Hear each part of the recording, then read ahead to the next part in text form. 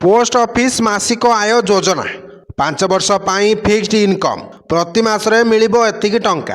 तेबे आसंतु कोन आसी संपूर्ण अपडेट जानिबा, किंतु ता पूर्वरु जदि आपण माने एजाय हम चैनल को सब्सक्राइब करनांती ताहले एबे ही सब्सक्राइब करी बाकर दिया बेल आइकन दबाई ऑल उपरे क्लिक कर दियंतु। आज काली समस्ते कोनोसी ना कोनोसी उपाय टंका निवेश किंबा संचय करबा को चाहंती। एपरि परिस्थिति रे सेमानक मनकु प्रथमे डाकघर संचय योजना आसे।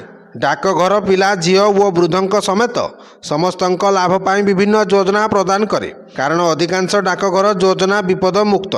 एटारे आपण निवेश करुवा टंका सुरक्षित, सेहीपरि एगुड़िकर शुद्ध हार मध्य आकर्षणीय। यह मध्य सरकार द्वारा ग्यारंटी दिया जाइछि। तेबे एही योजना अवसर प्राप्त वरिष्ठ नागरिक और गृहिणी मानक पई सर्वोत्तम।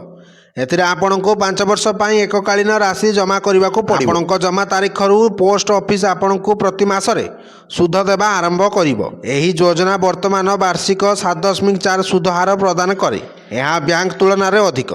आपण जमा करुवा टंका समान रहिबो ओ प्रति मासरे आपनको पोस्ट ऑफिस अकाउंट रे सुध दिया जिवो। उदाहरण स्वरूप जदि आपण 1 लाख टंका निवेश करंती तेबे आपनको प्रति मासरे 616 टंका सुध मिलिबो। सेहीपरि जदि आपण 5 लाख टंका निवेश करंती तेबे आपनको प्रति मासरे प्राय 3083 टंका सुध मिलिबो। तेबे आपण केते निवेश करंती सेही अनुसार आपनको सुध मिलिबो। सेहीपरि आपण एही योजना रे 1000 टंकार निवेश आरंभ करि पारिबे। यार कोनोसी सर्वाधिक सीमा नाही। जदि आपण जन व्यक्ति नाम रे एक अकाउंट खोलंती तेबे आपण सर्वाधिक 9 लाख टंका जमा करि पारिबे। जदि आपण 2 किंबा 3 जन लोकंक सहित एक अकाउंट खोलंती तेबे आपण सर्वाधिक 15 लाख टंका निवेश करि पारिबे। तेणु प्रति मासरे 5550 टंका जदि आपण गोटिए अकाउंट रे सर्वाधिक 9 लाख टंका निवेश करंती तेबे आपनको वार्षिक 7.4% सुध हार रे प्रति मासरे ठीक 5550 टंका मिलिबो। तेणु एही योजनार कार्यकाल मध्य रे जहाँ 5 वर्ष